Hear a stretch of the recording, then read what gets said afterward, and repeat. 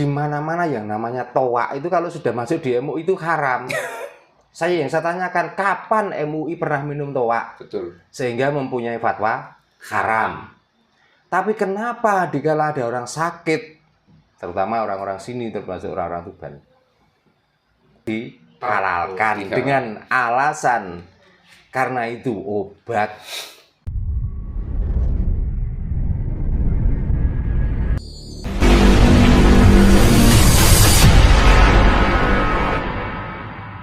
Kalau ke surga itu naik kambing atau naik sapi. Karena surga terkenal dengan tempat sucinya.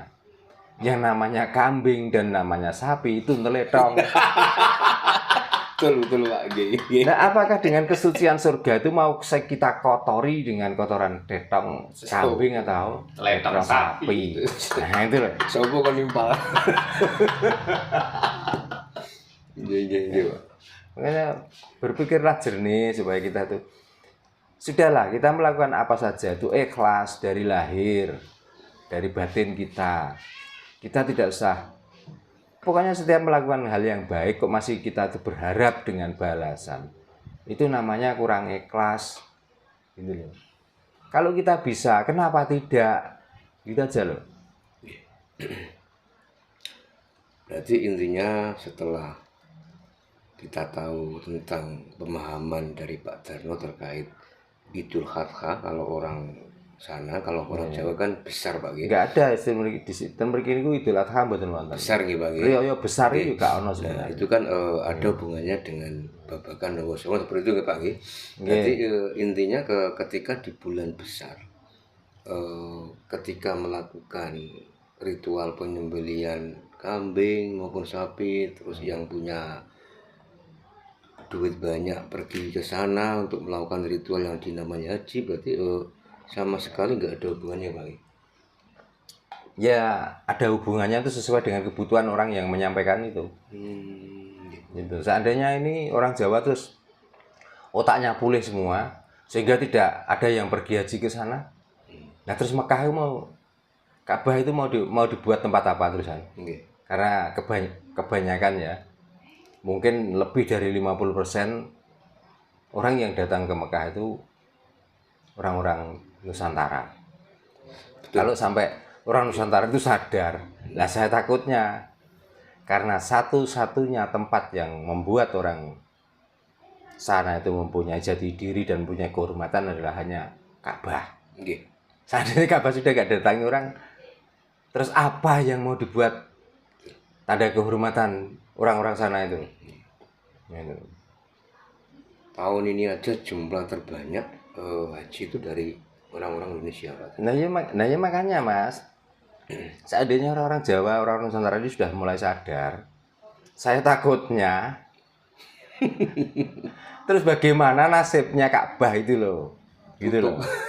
Terus yang kedua, seandainya acara kurban ini sudah mulai waras dan tidak akan mengadakan kurban pembunuhan massal di salah satu hari yang ditandai bahwa itu adalah Idul Adha.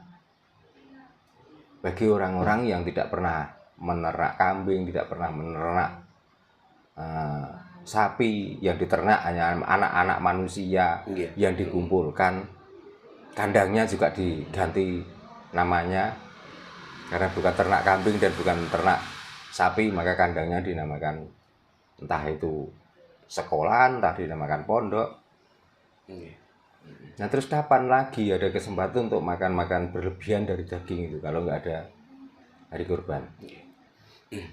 Padahal terkait penyembelihan hewan kurban yang terutama sapi Pak, kemungkinan ada salah satu agama yang mungkin loh juga mengharamkan seperti Hindu kan, sapi kan didewakan seperti itu Pak Gina. Terus sekarang kita sebenarnya bukan mendewakan Mas, bukan mendewakan, sebenarnya juga kembali ke bulan besar ini.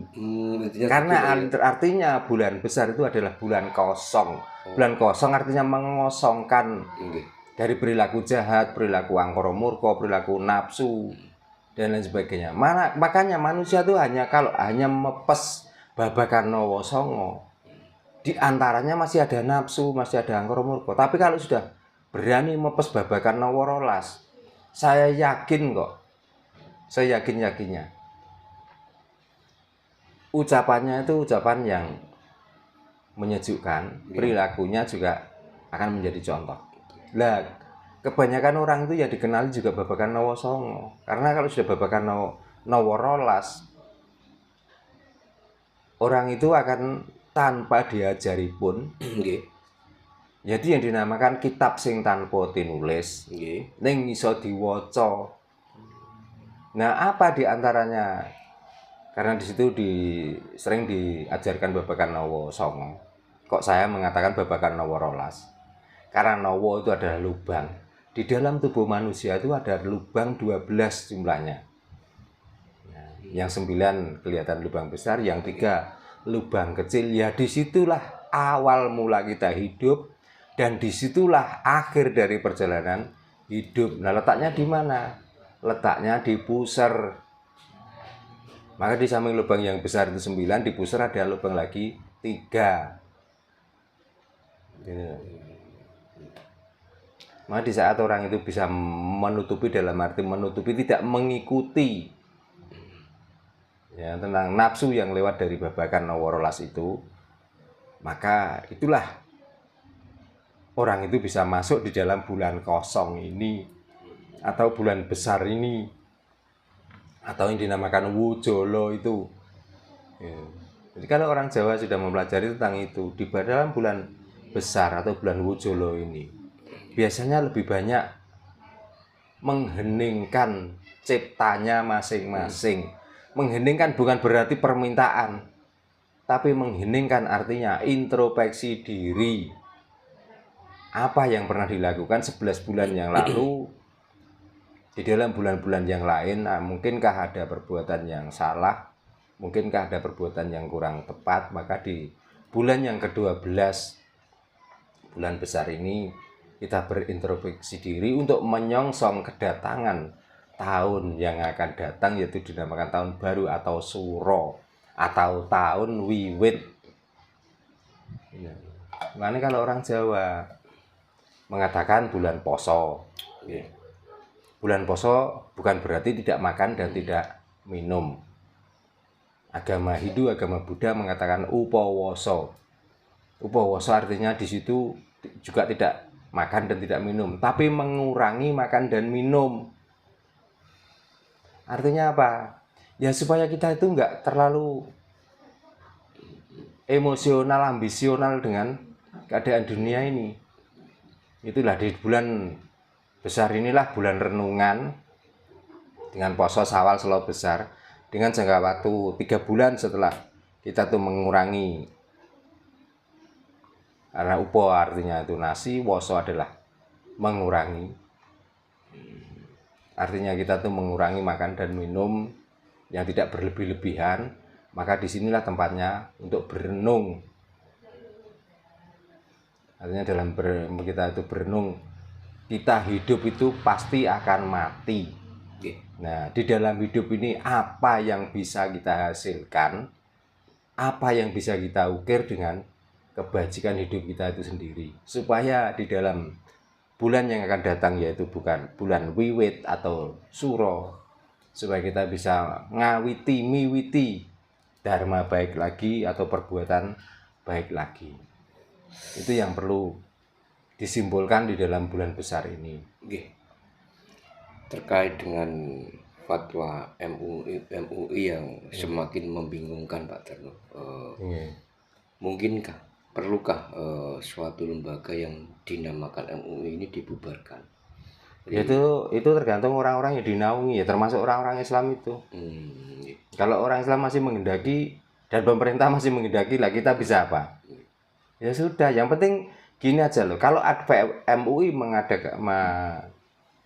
memfatwakan seperti itu, kita tidak setuju, ya sudah. Apa urusannya dengan MUI? Saya mau mengucapkan salam pada orang lain. Kenapa harus MUI? Kan saya sudah ngomong toh. Di mana-mana yang namanya toa itu kalau sudah masuk di MUI itu haram. Yang saya tanyakan, kapan MUI pernah minum toa? Betul. Sehingga mempunyai fatwa haram. Tapi kenapa dikala ada orang sakit terutama orang-orang sini termasuk orang-orang Tuban.